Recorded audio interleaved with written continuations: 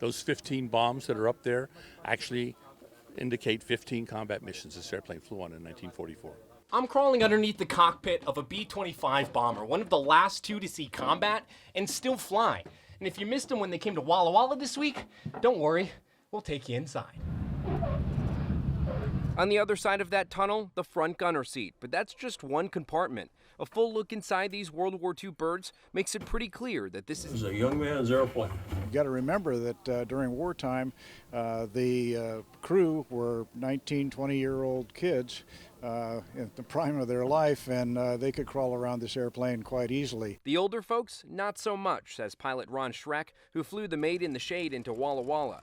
For Joseph Bezwinka, an aspiring Air Force pilot, it's his first time seeing and hearing the purpose-built machine. You kind of hear it before you see it, and just knowing it's up there, it's cool. It's like a hot rod with an open exhaust times 100, because we're talking 1,700 horsepower for each of those engines. And it's a multi-sensory event. You can feel the rivets, see the analog gauges, and smell the grease. It's a visceral experience, and it never gets old. Mike Muller is a ground operations coordinator for the Flying Legends Tour, and he says that after doing this year-round.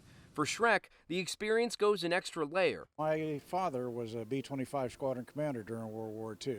So this is kind of a bucket list item for me to actually fly the same make and model airplane that he flew back in 1944. But like the planes, the pilots and crew are getting older and aging out of the program. So waiting for the planes were students from Walla Walla University's 8-week JROTC Flight Academy program. Most of these kids are 2, 3, 4 generations removed.